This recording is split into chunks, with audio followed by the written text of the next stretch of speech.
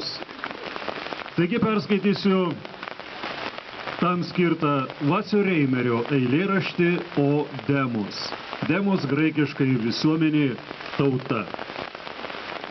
Ar kai kas neužmiršime, kaip tėvynė vadinas, kai grėsmiais terminais ima gazdint žodynas, globalizacija, populiacija, emigracija, kai į pasaulio erdvę plačiąją, lyg nežieduoti paukščiai, įskrenda tūkstančiai brolių lietuvių, lyg nežieduoti paukščiai. O širdžiai, geografijos vyliais dunksinčiai dar nuo mokyklos suolo, šiandien gan baugščiai suskamba tautos sunykimo sąvoka. Girdime. Gal paprašykime maestro Šarūną Sauką nutapyti paveikslą, kas laukia tautos, jei jie įsivaikščiot, išskrist nenustos. Galbūt ir šiandien jis pranašingai mato, kas gali nutikti jau po pusšimčio metų. Kažkada lietuvis bandė gailiai dainuot, užaugo pasvaly pas savo tėvelį, išėjo pavaikščiot, sau laimės paieškot.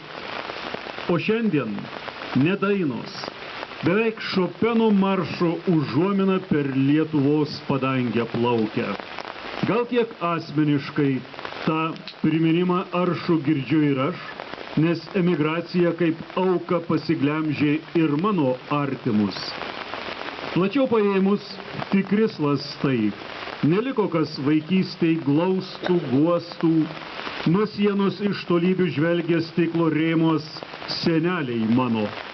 Jų kapams netoli Bostono lenkiaus, radęs baigiamas iškeldint kapinis, pakrypusiais granito antkapiais jie vieniši, metalo bokštant žvelgi, žiežirbom pakrapinės jis renti čia dangoraižį.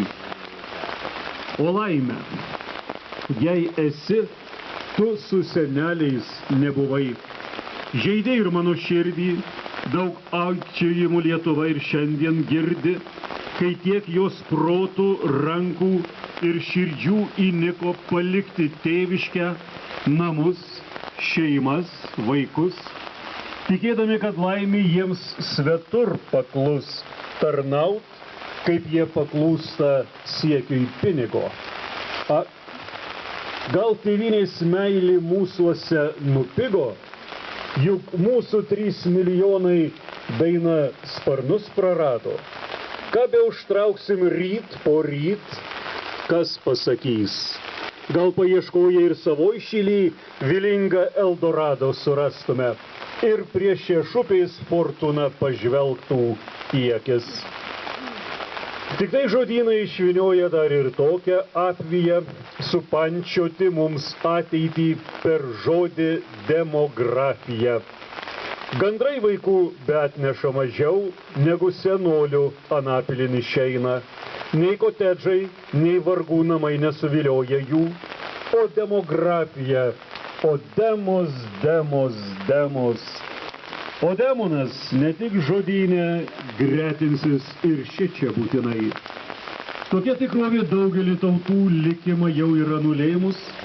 Apsiraminimui futurologą klausiu, ką manai apie problemą šią? O jis, sakyt ko nors nenoriu, tik vedasi mane į sostinės nuošalų skverą Antakalnin, prie pastato, kur motinos prireikus gimdo, ir klausia čia jau daugel metų stovinčios nėščios, kaip dera mandagiai, kodėl negimdo ji. Paaiškinimo rimto mes neišgirstam, ją atvedęs skulptorius kūrėjas, savaip į šią tautos problemą pažiūrėjęs, gyviesiems skatinti, be pikto užmačių jokių, tą nėščiąją į bronzą perkelė. Gyvieji te supranta, kad ne tik savo ir jai teks atskraidinti gandrą nedelsiant.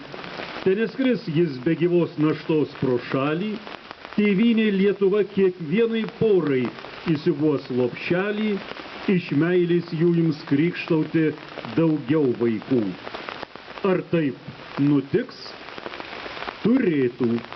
Nors gyvenimas mums plukdo nežinios daug, lyg tykusis Nemunas.